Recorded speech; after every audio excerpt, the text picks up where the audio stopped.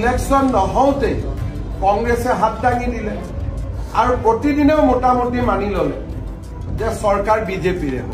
গতিকে মই আগতীয়াকৈ তেখেতসকলক গভীৰ ধন্যবাদ আৰু কৃতজ্ঞতা জনাইছো আৰু আমাৰ শপত গ্ৰহণ অনুষ্ঠানলৈ তেওঁলোকক নিমন্ত্ৰণ জনাইছো। এইটো কি ইংৰাজীত কম? এইটো আমাৰ অসমীয়া ঘৰুৱা কথা, এইটো ইংৰাজীত কৈ কি লাভ হ'ব? জুবিন গাৰ্গৰ কথাটো ন্যায়হে বোলে এইবাৰ ন্যায় প্ৰদান কৰিব। চাওক, মই মুখ্যমন্ত্ৰী হৈ থকালৈকে অসমত মিয়া শান্তিত থাকিব নোৱাৰে, এইটো পাক্কা কথা। মিয়া শান্তিত থাকিব নোৱাৰে। যিসকল মিয়া সন্দেহযুক্ত নাগৰিক তেওঁলোকক কষ্ট দিয়াই মোৰ কাম। গতিকে কষ্ট পাই থাকিব, এনেকে সাংবাদিকৰ আগতেই দুখ প্ৰকাশ কৰি থাকিব, বাকী ৰাস্তা নাই। গোৱালপাৰাত হৈ গ'ল, 2 এদিনতে নগাঁৱত এভিকশ্যন, 2 এদিনত। যিমানে এটা ষ্টেটমেণ্ট বেছি দিব সিমানে এভিকশ্যন হ'ব। আমাৰ বিৰুদ্ধে নকলে শান্তিত থাকিলে বেলেগ কথা। সন্দেহযুক্ত মিয়াৰ কোনো শান্তি নাই অসমত। মই মুখ্যমন্ত্ৰী থকালৈকে মোৰ ঘৰত আহিলেও শান্তি নাই, জুবিনৰ সমাধিত গ'লেও শান্তি নাই, গৌৰৱ গগৈৰ মিটিঙত গ'লেও শান্তি নাই, ৰকিবুল হুছেইনৰ মিটিঙত গ'লেও শান্তি নাই। মুঠতে মিয়াৰ শান্তি নহ'ব। মিয়াৰ শান্তি পোৱাৰ এটাই ৰাস্তা, মোক মুখ্যমন্ত্ৰী ভাঙিব লাগিব। হ'ব, সন্দেহযুক্ত মিয়াসকললৈকে মোৰ এইটো বাণী। ছাৰ বিহাৰত অসমৰ যিটো মডেল চলিল চৰকাৰ, সেইটো আজি মই বিহাৰত গৈছিলো। সকলোৱে মোক ধন্যবাদ জনাইছে যে অসমৰ আঁচনিৰে বিহাৰত আমি ৰূপায়ণ কৰিছিলো। বিহাৰৰ মহিলাসকলে খুব ভাল পাইছে। অসমৰ অৰুণোদয় ছত্তীশগড়ত চলি আছে, কৰ্ণাটকত চলি আছে, পশ্চিমবংগত চলি আছে, মহাৰাষ্ট্ৰত চলি আছে, মধ্যপ্ৰদেশত চলি আছে। অসমৰ পৰা এই আঁচনিবোৰ আমিয়ে গৈ প্ৰেজেণ্টেশ্যন দিছিলো। এতিয়া অসমৰ সেল্ফ হেল্প গ্ৰুপক সহায় কৰা মডেল বিহাৰলৈকে গৈছে। অনাগত দিনত মই নিশ্চিত যে আন জেগাবিলাকতো যাব। সূৰ্য অসমৰ পৰা উত্তৰ পূৰ্বত উদয় হয়। গতিকে এতিয়া বিভিন্ন চৰকাৰী আঁচনিৰ কল্পনা অসমৰ পৰা আৰম্ভ হৈছে। আৰু আজি যদি আপোনালোকে মোৰ টুইটত দেখিছে যে নতুন 3খন ক্ৰিমিনেল ল ইমপ্লিমেণ্টেশ্যনৰ কৰাৰ ক্ষেত্ৰতো অসম প্ৰথম হৈছে দেশৰ ভিতৰতে। আগতে অসমৰ নাম ক'বাত আছিল। খালি মোৰ এটাই দুখ, য'ত অসম যদি ক'বাত ফেইল কৰে বৰ ডাঙৰ কৰি নিউজ হয়। ষ্টেণ্ড কৰি পাছ কৰিলে নিউজটো নহয়, তেতিয়া মইহে অকল টুইটত দি থাকিব লাগে। আজি অসমৰ চাহ বাগিচা আৰু আদিবাসী সম্প্ৰদায়ৰ বাবে এটা স্মৰণীয় দিন।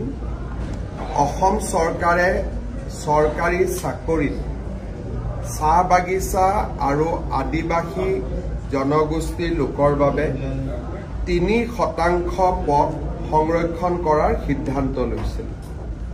সেই সিদ্ধান্ত অনুসৰি আজি 372 গৰাকী শিক্ষক শিক্ষয়িত্ৰী LP ME পৰা আৰম্ভ কৰি গ্ৰেজুৱেট টিচাৰৰ পৰা পোষ্ট গ্ৰেজুৱেট টিচাৰলৈকে এই 3% সংৰক্ষিত আসনৰ বিপৰীতে নিযুক্তি পত্ৰ পাবলৈ সক্ষম হ'ল।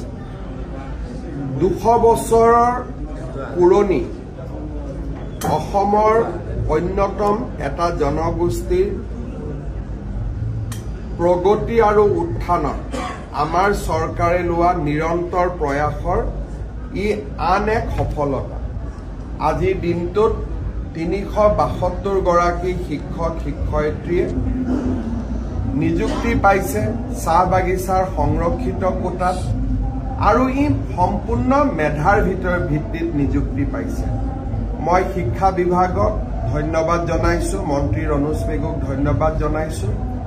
পৰৱৰ্তী সময়ত ডিচেম্বৰ মাহৰ ভিতৰত আৰক্ষী, ADRE বা আমাৰ হেল্থ ডিপাৰ্টমেণ্টত কেইবাশ যুৱক যুৱতী, চাহ বাগিচাৰ যুৱক যুৱতীয়ে এনেকৈ 3% সংৰক্ষিত আসনত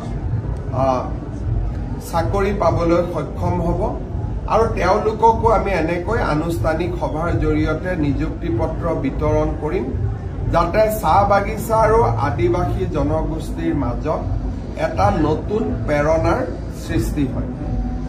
এই অনুষ্ঠানৰ লগতে সংগতি ৰাখি বিনামূলীয়া নামভৰ্তিকৰণৰ বিপৰীতে মহাবিদ্যালয় আৰু বিদ্যালয়সমূহৰ পৰিচালনা সমিতি বা অধ্যক্ষসকললৈ আজি আমি প্ৰায় 132 কোটি টকা মুকলি কৰি দিছোঁ। এই বছৰ অভূতপূৰ্বভাৱে ছাত্ৰ ছাত্ৰীসকলে বিনামূলীয়া নামভৰ্তিৰ সুবিধা গ্ৰহণ কৰিছিল। আজি আমাৰ কলেজ স্কুলত পঢ়ি থকা 100 জন ছাত্ৰ ছাত্ৰীৰ 80 গৰাকী ছাত্ৰ ছাত্ৰীয়ে বিনামূলীয়াকৈ নামভৰ্তি কৰা। তেওঁলোকে বিনামূলীয়াকৈ নামভৰ্তি কৰাৰ পিছত এই নামভৰ্তিৰ বাবে মহাবিদ্যালয়সমূহে পাবলগীয়া ধন চৰকাৰে উভতাই দিয়ে।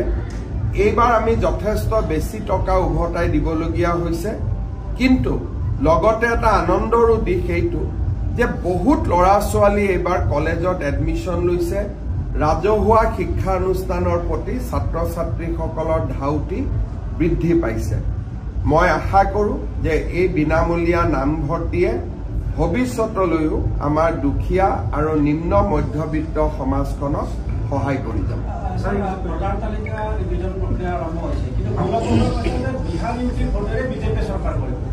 তাৰমানে তেওঁ ইনডাইৰেক্টলি ক'লে যে বিজেপিৰ চৰকাৰ হ'বই। মই তেওঁক ধন্যবাদ জনাইছোঁ। মই ইমান 8-9লৈকে নাযাওঁ, সেইটো মোৰ কাম নহয়, মইতো মুখ্যমন্ত্ৰী। 8-9 কাম ইলেকশ্যন কমিশ্যনৰ। কিন্তু ইলেকশ্যন নহওঁতে কংগ্ৰেছে হাত দাঙি দিলে আৰু প্ৰতিদিনেও মোটামুটি মানি ল'লে যে চৰকাৰ বিজেপিৰে হ'ব।